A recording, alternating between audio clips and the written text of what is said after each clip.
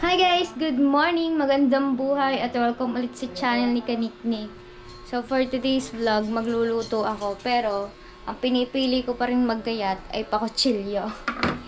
Diba nga guys, umorder tayo nito. Buksan lang natin ang ilaw para maliwanag. So itatry ko. Bigla akong naisip na meron nga pala ako nito. Ba't di ko itry? So itatry ko siya kung totoo nga ba itong nabalita ko sa Shopee. Nabalita sa Shopee. Kasi kapag inano mo siya dito ay talagang gayat na gayat siya. O gayat na gayat. Pinong-pino na parang pang tagod, pang Shanghai. So try natin kung totoo. Rechargeable to guys. So ito na yung kanyang panghiwa.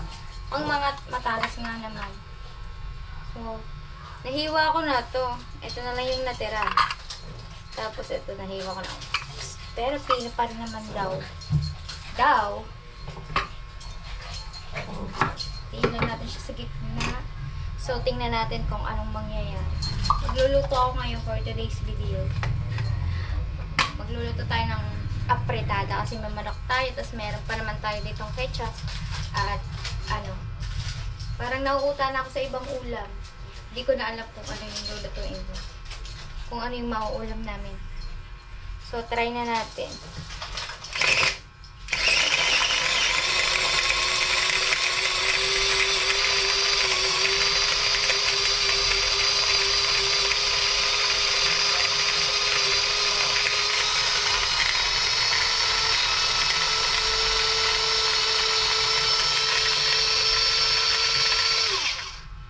Bongga!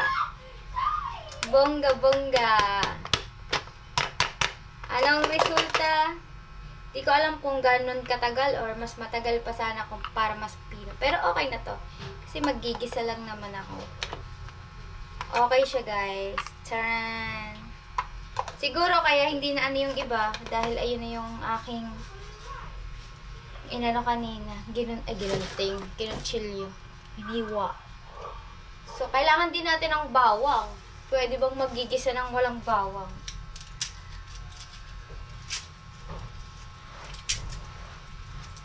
Wait lang guys, update ko kayo maya-maya kapag nakapagbalat na ako ng bawang.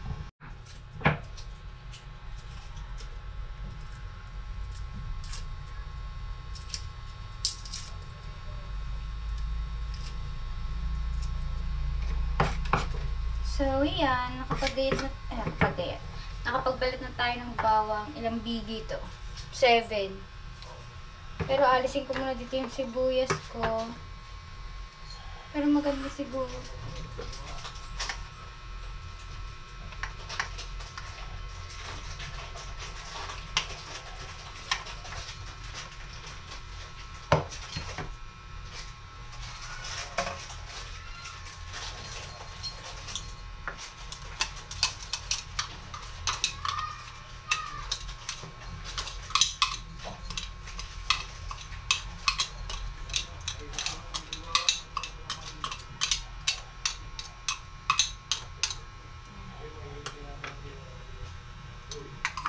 So, ito namang bawang yung ilalagay natin.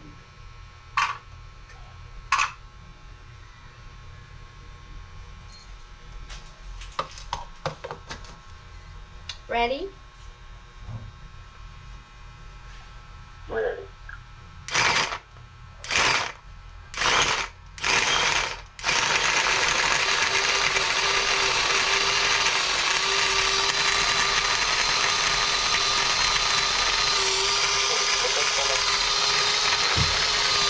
Ha? Malaka. Oo nga. Pag buo pala siya, maganda yung pagkaano niya. So, dapat nga pala hindi siya ginagayat.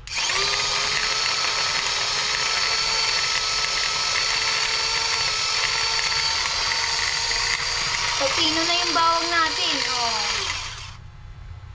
Cool. Ayos! Hindi tayo nagkamali kay Shopee. Salamat, Shopee!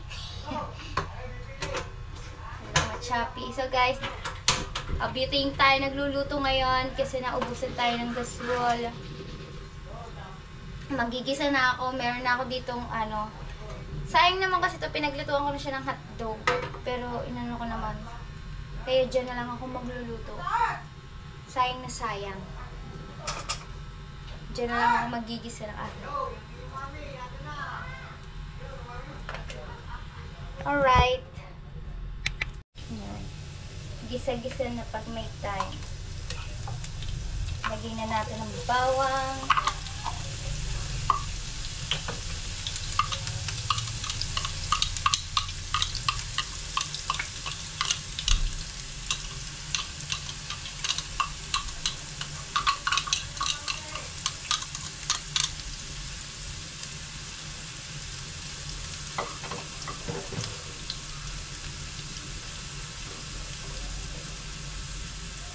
Hindi na natin kailangan ng kutsilyo. Kailangan ko pala sa ibang gayatin. Oh! Ang lakas ng butane na to, guys. Kaya para mas maganda siyang gamitin kaysa sa gasol. Oh.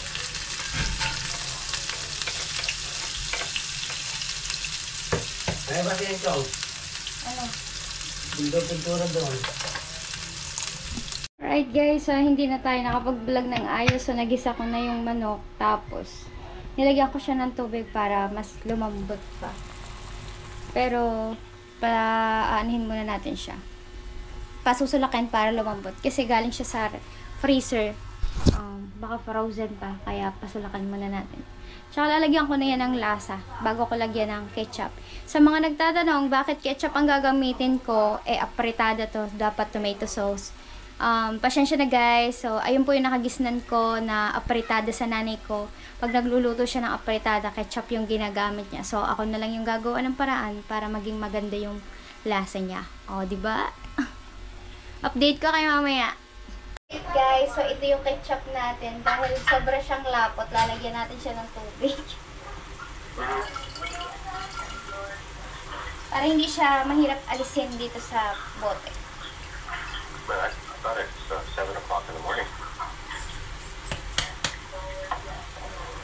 Alright, mapula na yung manok natin. Nakikita niyo ba? Pasensya na po sa lababo ko. Wala pa kasi akong tubig. Di pa ako nakakapaglagay. Sorry.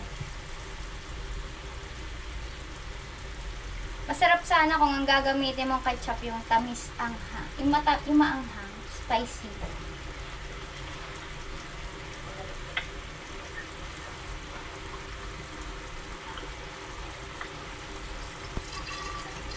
At favorite din to ni Ella.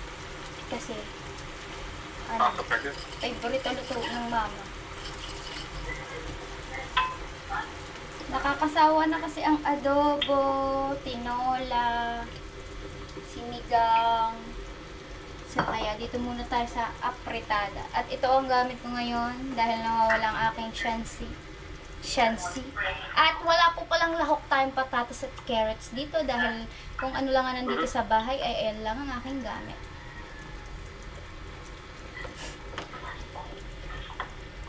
Ano ba? Maging wise sa pagluluto. Basta lasang apretada. Alright, okay na yan. Saka hindi na naman po nagkakain si Ella ng ganyan. Kaya hindi namin yung kailangan. Pero ang aking mga papi kumakain. Diba? So, parang hindi ko na siya pwedeng patayan ng toyo kasi maitim na. At dahil wala akong toyo, hindi ko yun gagawin. Alright, medyo malapot siya. At ang gagawin ko lang dito ay iigahin siya ng konti. Siyempre, titikman. Nalagyan ko na din pala siya ng paminta habang ginigisa ko para mas malasa.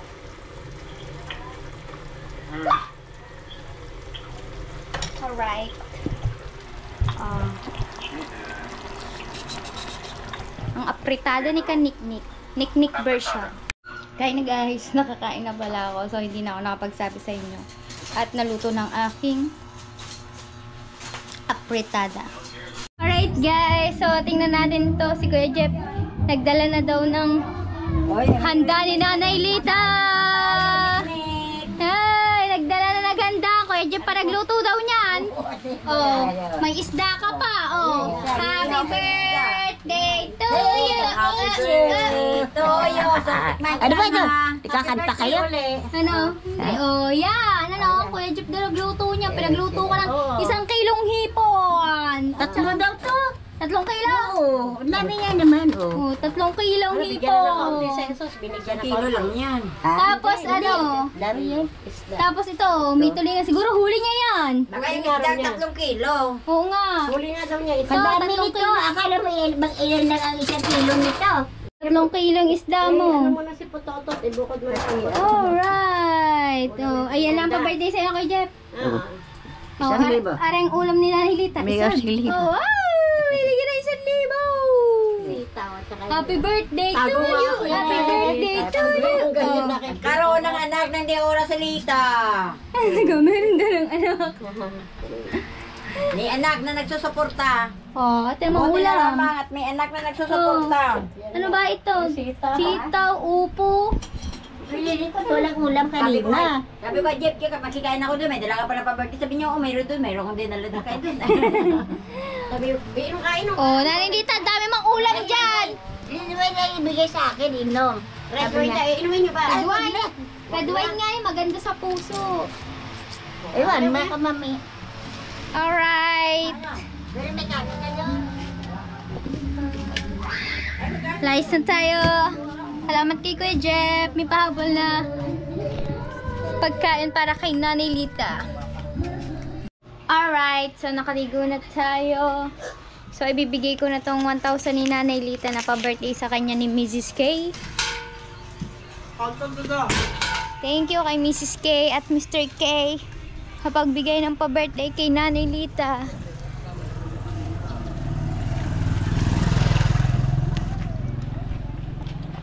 Wala pa yata dito ang thunders. Aba, mukhang tong it-ari ah. Ay, hindi.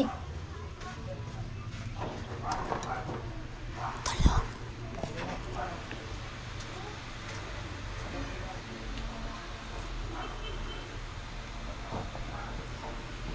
Oh no.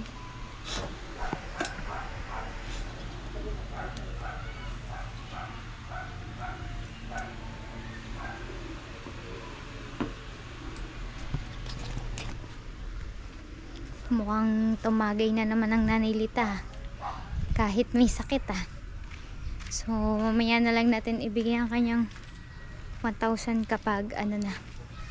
Kapag gising na siya or ano. Niisip ko baka ibili niya to ng ibili ng ano eh. Ng alak eh. Mas maganda siguro kung ibibili natin to ng kanyang pagkain eh.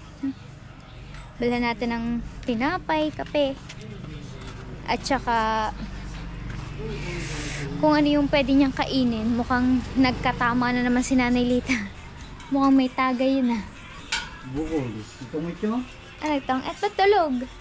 Baka Wala bukol. Lasing. napasyat siguro. Lasing si bukol din. Ito mo ito mami. Tsaka si matandang Lita. Alright, mamaya na lang natin bigay kapag gising siya. Or bili natin siya ng kape, itlog. Ay, huwag ng itlog.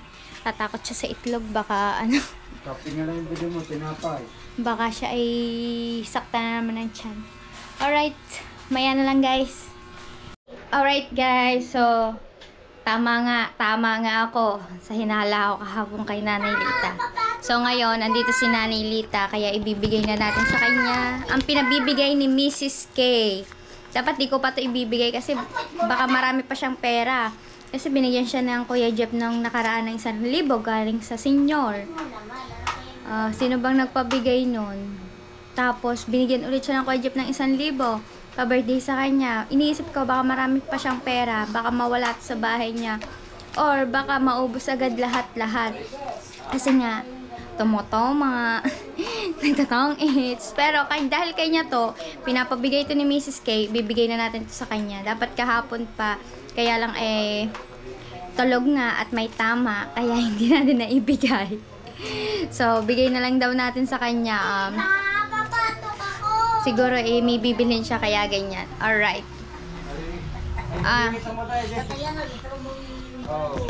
Ay, sarado pa. Dadaan muna po ako sa padalwa kong pinto. Yan.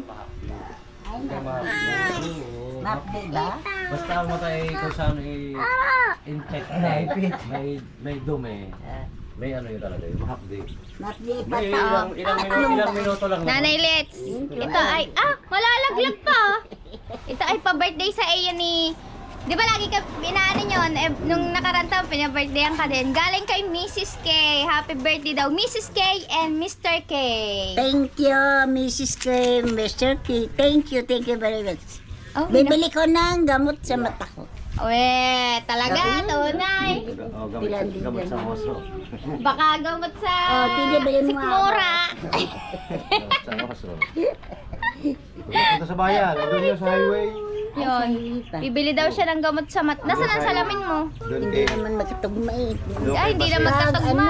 Yeah, pagka kayo natanggalan ng muta-muta, hindi naman pag... Pag dapat- doon, malinaw. Pag malayo. Pag malapit, lubak-lubak. Di ba bago ang salamin mo? Pag Bakit hindi naghahanap ko, natugma? pag malayo lang Ikaw yata nung tinatanong sabi mo, ayos na, kahit hindi pa. Hindi pa malayo, ano ko maliwanag. Ano mo, ang sukat ng mata mo, dapat sa iyo, kung yung tinatawag na progressive. Dapat may double vista. Oo, hindi ka parehas ng salamin namin na aray pang malapit. Oo. Yung ibabaw rito pang malayo. Ganyan dapat. Bakit sa akin naman pang malapit? Oh, ay hindi. Hindi. Parang ganyan din ng kanya, yung may ano pa sa ilalim. Tapos may... Pag Lagi po kasi siya nakatingin sa ilalim. Pag malapit, halimbawa ganyan, di maganda, maliwanag lahat. Ilakad ko, lubak-lubak. Pag malayo, Bakit lubak-lubak? Ay, wala man lubak. wala nga, natitisod ako eh. Kaya ayaw ko maglakad na nakasalamin, baka ako'y Eh, madapa. parang hindi ka sanay. Dahil hindi sabi na, parang Oo lubak. nga, hindi ka yata nasanay no. Hindi nasanay ang mata mo na may salamin ka. Nang ano mo, pang malayo, yung ibabaw. Kaya nga pang malayo sa Tapos yung ibabaw. ano yan, huwag mong igagaya lang. Ang pang ano mo, malabo yan pagka ginamit sa ano. Pang malapit lang yan, yung ilalim. Yung grado. Hindi ka nasanay. Kaya ganyan. Magkaiba ang ano niyan. Pero sabi naman sa akin ng nag-ano na, ito, liliwanag ang mata mo, pero hindi, huwag mo asahan na talagang ano. Sabi ko, Sira ulo pala yun. Kaya nga inaano yun eh. Kaya nga sinusukat ang grado ng mata. Baka nung na-hospital ka na-hospital, biglang nabago ng paningin mo. Iba ang vista ng kaliwa at kanan, hindi yan nagkakapareho. Pag bata pa parehas yan, 20-20, kayo perfect vision. 20 kaliwa at kanan. Pero pag natanda, nag-iiba ang kaya nga, nag-iiba. kaliwa, nag-iiba ang Ang kanan. mata ko sanay sa salamin, palagi ito. Kabilang mata ko, Asibido to eh. Hindi, nanilita dapat ang iyong salamin. Wala na yung ganyan kasi nalulula ka. Yung pang malapit at pang malayo. Dapat na Dapat yung ano progressive, diretso. Diretso Isang lamang. ano lang ang sukat na mata mo, wala kang pang malapit, wala kang pang malayo. Eh bakit ganun ang sukat nila pag tanong Ikaw ang tatanungin doon. tinatanong ka kung At ganyan, kung mas iba ang maganda. presyo Oo ng nga, sabi. ano. Sabi malapit. Magkano binayaran mo doon? 2,000. Ay, mura lang pala. Eh mura lang kasi ang ano eh, yung bahay niya. Kahit na. Mura lang yung bahay niya. Mura ang... Ay, Hazel! mura ang pasalamin. Hazel, katakas ka na naman. Ha? Tatakas ka na naman. 3,500. Kamustahin natin ang ating mga itik din eh. Kung... Hello mga itik, how are you guys? Bakit kayo nagtatago? Guys, binili ko lang yung itik na ito. Gagaganyan lang kalinggit. Yan. Ganyan lang. Mahahawakan mo talaga. Nakaganyan ka. So ngayon, ito na siya. Yung mga salamin ko, manyan ka. Aho! Ang lalaki na nila! Hello everyone! How are you? How are you guys? Oh, tatlo yung binili ko para hindi sila malungkot. Mahal yan. Hindi kayo pumunta, pagka napunta kayo ng highway, babali ako Doon yan sa highway ko. Mabaho palang itik, parang ano. Pag sakali naman, naman. Doon ang bilihan. Marami Alright. na bumili yun, nagamot na yun, no? Tapos yung iba muna sa taong Tapos, muna sungit, tapos bibili 2 gin, tapos iinom. Ay, hindi pwede na. Biro lang. Bihiro lang yung guys, bihiro lang. Biro lang. Na-stress lang daw siya kahapon, kaya siya napatagay. Ngayon lang ako nagtungit ka, tagal-tagal na. Ay. Maganda pag... Pagkatagal-tagal na ba? Alright, dito na tayo sa aking mahiwagang pinto.